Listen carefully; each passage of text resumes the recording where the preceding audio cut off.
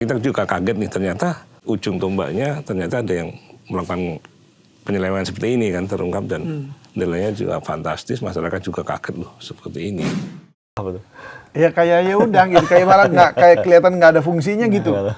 Maksudnya masyarakat merasa ini apa sih ini gitu. Hanya kasih pandangan-pandangan gitu. Padahal kita perlu sistem pengawasan yang memang ada wewenangnya, ada kekuasaannya sehingga bisa mendesak gitu, memberi deadline, memberi push gitu ya, ada force-nya gitu kan, kayak force enforcement ya, ada tekanan gitu, mau nggak mau harus berubah gitu. Mestinya kan begitu kira-kira ya. Tapi kalau secara undang-undangnya gimana, Mas Uno? Apa yang bisa diperkuat atau dipakai untuk jangan sampai nih kita malah ya tadi itu nanti kemudian masyarakat malah turun ke jalan lagi semuanya gara-gara semua aparatur nggak bisa dipercaya misalnya. Ini kan sebenarnya sering terkait ya. Kalau undang-undang bicara undang-undang kan nanti ujungnya di DPR gitu ya. Tapi kita juga tahu sempat pernah terjadi pelemahan KPK lewat undang-undang KPK yang baru seperti itu. Yang disinyalir terjadi di era lalu. Maksud saya, jadi harus ada niat baik, goodwill dari semua pihak termasuk DPR untuk membuat sistem penegakan hukum dan pengawasan hukum ini lebih bagus dari sekarang ini. Namun kalau kita lihat untuk membahas soal misalnya ya undang-undang perampasan aset aja kan kita masih tarik ulur yang sebenarnya kan lama banget gitu nggak kelar. Maksudnya masalah kan udah pengen banget untuk koruptor ya dimisikan doang gitu kan sebenarnya ya. Rampas hartanya untuk negara kan. Tapi kita lihat di DPR mana masih pembahasannya masih memberikan ini masih lama gitu ya. Nah, si Pak Habib bilang katanya ini kan karena ini membuat undang-undang baru, istilahnya from the scratch gitu ya, benar-benar. Iya, jangan sampai agak ada celah-celahnya gitu kan. Iya benar ya, cuma maksudnya pengennya masyarakat kan segera ada perbaikannya. Itu catatannya penting. Yang perlu kita sikapi juga bahwa indeks korupsi Indonesia itu kan termasuk yang lumayan yang di bawah gitu ya. Kalau dari Transparansi Internasional kan kita berada di peringkat 9 dari 180 negara. Itu menurut saya kurang bagus. Makanya kayaknya perlu penetapan Indonesia darurat korupsi nih. Jadi ya memang kalau Pak Prabowo selaku presiden udah pengennya sikat koruptor, cuma itu dia orang-orang yang di sampingnya yang memang tidak bisa diajak bersama ya menurut saya harus diganti yang bisa benar-benar amanah yang menjaga penugasan dari Pak Prabowo gitu ya. Jadi kan kita juga kaget nih ternyata ternyata ada istilahnya yang jadi ujung tombaknya ternyata ada yang melakukan penyelewengan seperti ini kan, terungkap dan nilainya juga fantastis, masyarakat juga kaget loh seperti ini. Tapi menurut Mas Uno, Pak Prabowo ini sanggup nggak melihat begitu banyak faksi di dalam semua aparatur itu? Kalau saya lihat sih karena dia pemimpin ya harus sanggup. Saya kira sanggup. Cuma memang pemerintah kan memang harus ada fraksi-fraksi semuanya ya, dia harus mengelolanya dengan baik. Enggak, maksud saya faksi. Iya, dalam faksi. Aparatur negara. Begitu. Harus sanggup. Iya, tantangan berat ya buat Pak Prabowo ya. Tantangan berat. Karena ketika kebijakan untuk pemberantasan korupsi kan Prabowo sudah berkali-kali mengingatkan ya setiap pidatonya kan, perbaiki diri, benahi diri ya kan. Tapi tetap saja di bawahnya tetap masih melakukan korupsi itu gitu. Jadi memang sebuah tantangan buat Pak Prabowo ini. Sanggup nggak untuk mengatasi atau memimpin anak buahnya memberantas korupsi? Karena kan mereka nggak berdiri sendiri nih, pasti ada mafianya gitu, ada penyokong dananya segala macam gitu. Dan ini kan banyak oligarki juga ya, yang kemudian pastinya uang-uang ini kan nggak datang begitu aja ke aparatur. Pasti ada uang itu dari oligarki, mungkin oligarki gelap begitu ya, dark, yang pastinya bikin keadaan jadi begini juga. Karena kan ingin menguasai memonopoli atau ingin menguasai ekonomi, ya kan, karena itu tadi nggak puas. Tapi yang saya dengar kalau dari penjelasan Pak Prabowo ya, itu dibilangnya Pak Prabowo itu kan udah tekanin bahwa jangan korupsi, tapi masih terjadi korupsi. Nah, saya melihatnya Pak Prabowo itu ketika dia menyampaikan bahwa saya nih ngomongnya katanya disuruh harus yang baik karena saya kepala negara, jadi harus ngomongnya sopan yang ini karena kepala negara ya. Tapi kalau bicara soal tindakan harusnya maksudnya untuk sebagai presiden yang tanda kutip kalau kita punya tahu bagaimana sepak terjangnya beliau di zaman-zaman sebelum reformasi, itu kan kayak singa ya. Mestinya untuk korupsi ini harusnya diterkam aja sama dia, nggak usah pakai tanda ngaling-ngaling, karena ini kan extraordinary crime. Mesti jaga apa lagi? Maksudnya ngapain dijaga image di depan itu? Padahal ini kejahatan extraordinary, kejahatan luar biasa yang menghancurkan masyarakat gitu. Gimana Mas Joni? Menurutmu kira-kira kalau keluar singanya tuh setuju nggak? Karena kita udah tahu kan beliau dulu kayak apa sepak terjang. Sepakat emang sebagai panglima tertinggi ya, terlebih dalam penegakan kasus-kasus hukum, kasus-kasus korupsi, presiden harus tegas, harus bersikap. Jangan sampai nanti ada yang adu domba atau beradu domba nih institusi tiga ini, KPK, Polri sama Mabes.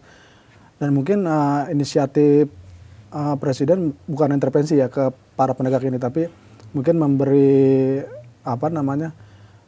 ini loh, jangan korupsi, harus sesuai mandatnya masing-masing, jangan malu-maluin korps gitu kan ya. Dan juga presiden bisa memanggil setiap saat ke Hambalang atau supaya bersinergi gitu.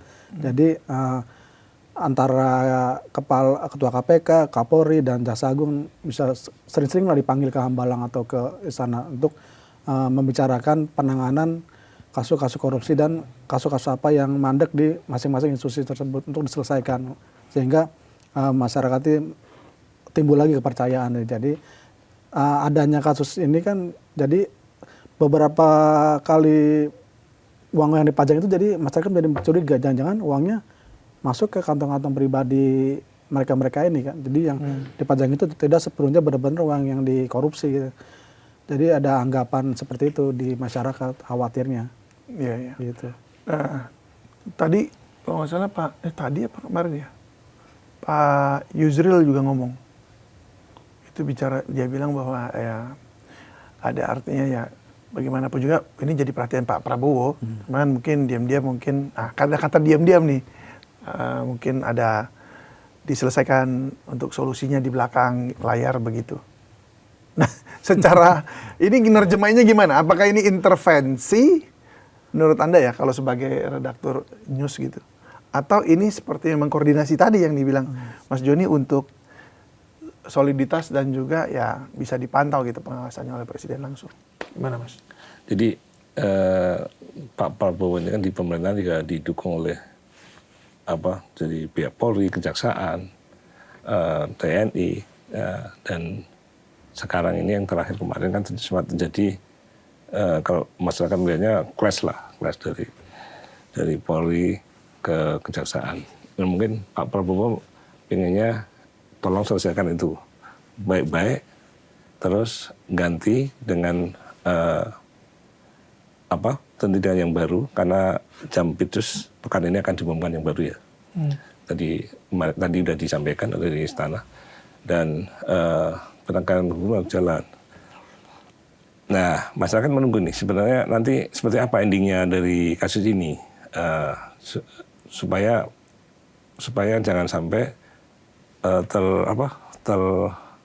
kabur dalam artian endingnya nggak jelas gitu ya. Pengennya masyarakat kan yang salah yang dihukum, jangan sampai berlarut-larut dan nanti nggak jelas. Kan beberapa contoh kasus kan ada ya, udah dieksekusi, udah diputus, ingkrah, sampai sekarang belum di eksekusi juga ada. Itu masih jadi PR lah sekarang ini dalam proses penegakan hukum. Saya kira itu perlu dicermati oleh pemerintah sekarang, terutama oleh Pak Presiden, supaya ya negara hukum ya nurani masyarakat ini didengarkan gitu ya, supaya keadilan itu sama. Ya, penegak hukum juga harus dihukum kalau salah. Masyarakat itu juga sama seperti itu. Itu menurut saya. Iya, tapi Presiden udah dibatasi banget ya sama undang-undang. Maksudnya nggak bisa dia melakukan sesuatu yang bahkan intervensi aja nggak boleh ya terhadap hukum sebenarnya ya. Iya. Jadi dia harus bergerak di ranah hukum. Benar nggak sih ya, Mas Ito? Atau jangan-jangan jadinya akhirnya ketika ada pembatasan seperti itu, bukan pembatasan sih, karena emang itu hukumnya gitu. Akhirnya ini dimanfaatkan sebagai kayak titik lemah atau ya untuk akhirnya mereka tetap bergerilya tuh di bawah. Walaupun presiden udah ngomong A, B, C, D gitu. Jangan hentikan, jangan korupsi lagi. Tapi tetap bergerilya karena ada titik lemahnya di sini. Yaitu salah satunya adalah penegakan hukum yang lemah. Karena pelakunya juga penegak hukum gitu. Gimana? Gimana, Mas? Nah, itu yang menjadi persoalan memang itu yang apa? Kalau sudah penegak hukum punya kekuasaan, punya alat melakukan tindakan korupsi, nah itu susah. Karena mereka punya power gitu kan, apalagi sudah bekerja sama dengan mafia dan sebagainya gitu. Tapi kalau saya melihatnya ketika Pak Prabowo itu memanggil bertemu dengan Jaksa Agung, terus kemudian Kapolri, Menhan itu kan meminta supaya kasus ini jangan sampai membuat gaduh. Karena ketika membuat gaduh ini akan berdampak pada stabilitas nasional. Ketika berdampak pada stabilitas nasional, ini akan berdampak juga pada ya tentunya nilai tukar, investasi dan sebagainya gitu. Makanya kita berharap nih pengganti Febri Adriansyah nih, Kuntadi kan sudah disebutkan, sudah diusulkan namanya itu ke istana dan segera diumumkan pekan ini. Kita harapkan pengganti Pak Febri ini memiliki semangat yang sama untuk memberantas korupsi dan sama dengan yang mana? Dengan presiden ya. Oh, bukan sama dengan sebelumnya. Dan menuntaskan kasus ini sampai ke akar-akarnya gitu. Karena kan kita tahu bahwa Kuntadi ini ya salah satu maksudnya cukup pengalaman juga lah di Jampitsus. Dia pernah jadi dirdik di Jampitsus, pernah jadi Kajati di Lampung, Kajati di Jatim gitu. Jadi punya pengalaman yang cukup lumayan lah. Dan kita lihat aja nanti gitu gebrakannya seperti apa gitu. Jangan sampai ya ketika menggantikan posisinya ya melempem. Nah itu yang kita tidak harapkan gitu. Itu. Ya. Tapi Anda bisa ngelihat ada ininya nggak sih ya, kayak wilayah gray areanya gitu yang membuat orang-orang yang pelaku ini jadi untouchable. Itu Ada nggak? Karena memang tadi misalnya presiden dibatasi hukum juga, nggak bisa main langsung intervensi hukum. Ada undang-undangnya, ada hukumnya juga, nggak boleh dilanggar. Sehingga akhirnya ada jeda, walaupun dia ngomong apapun di sini tetap aja melakukan kejahatan karena itu semua sudah ini kan ada networknya gitu, ada jaringannya dan wilayah gray area ini yang kemudian jadi untouchable. Gimana tuh Mas Junu? Soalnya gini, saya tuh cuma mikir gini, aduh saya masih ada harapan nggak ini maksudnya gitu, dengan mewakili masyarakat ya. Ngelihat aparatur begini, gini masih ada harapan nggak ini negeri ini gitu? Ya mungkin reformasi jilid 2 itu, ganti satu generasi kan kalau dulu slogannya gitu kan. Sebab kalau enggak, ya tapi sulit juga sih ya gitu. Karena memang sudah mendarah daging ini gitu. Kita kan cinta Indonesia ya. Betul. Bangsa ini saya lahir di sini, kita lihat tanah air kita begitu hebat orangnya, sebenarnya rukun, guyup, semuanya baik gitu. Tapi ini kan ada makhluk-makhluk yang nggak punya hati nurani yang ingin menguasai gitu, dan itu hanya segelintir orangnya para oligarki ini gitu, dan juga bersama-sama dengan akhirnya kekuasaan dan aparatur yang orang yang memiliki kuasa lah gitu. Nah itu kalau sudah dikuasai kayak gitu, apalagi kita udah tahu uang segitu banyak gitu. Sementara rakyat kecil berdarah-darah ya. Berdarah-darah, untuk bertahan hidup. Iya. Buat Semen- beli alat tulis saja itu sampai bunuh diri loh, nggak bisa beli. Yang di NTB ya? NTB, di NTT. NTT. Duga itu banyak lagi, ada beberapa peristiwa lagi yang menyedihkan hati gitu. Membuat perih sementara mereka menari-nari di atas uang segitu banyak. Yang kita nggak tahu itu uang dari mana lagi tuh. Saya kira juga perlu mereka disadarkan juga bahwa numpuk uang segitu ujung-ujungnya juga akan ditinggal gitu ya. Mereka kan ujungnya kembali ke 2 meter kali 1 meter itu kan sebenarnya.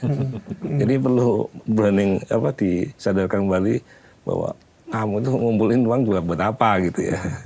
Itu yang perlu. Tapi setiap kali udah masuk penjara bilangnya cuma kilaf aja. Itu. Kilaf. Apanya yang kilaf? Kalau nggak ketangkep kan nggak kilaf. Iya. Ngomongnya kan ya, maksudnya. Kayaknya harus menerapkan hukum seperti di Cina. Udah hukuman mati aja ya. Langsung aja. Harusnya begitu sih mestinya. Ya. Cuman pemimpin siapa yang berani? Nah itu dia.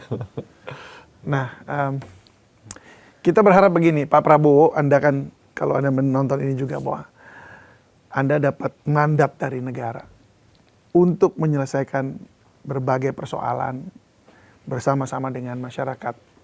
Dan masyarakat lagi menanti dan bahkan mendukung penegakan hukum di negeri ini supaya Indonesia bebas korupsi. Pak Prabowo, yuk bagaimana respon Anda? Yuk mari sama-sama bersama dengan rakyat kita bisa bereskan aparaturmu, semuanya bersihkan. Dan kita percaya ke depan Indonesia bisa akan lebih baik. Kita nggak ada yang di sini mau meninggalkan Indonesia, nggak ada. Semuanya mencintai Indonesia. Kita bersama-sama dengan Anda. Oleh karena itu saya dorong untuk Pak Prabowo menyelesaikan, membereskan semua kerikil-kerikil yang ada di dalam pemerintahan Anda. Terima kasih Pak Prabowo. Selamat bertugas. Kita tunggu gebrakan Anda. Terima kasih juga semua redaktur Sinews sudah berbagi di Sidoskop. Sobat Sindo, kita ketemu lagi di Sidoskop berikutnya. Saya David Selawi pamit. Sampai jumpa.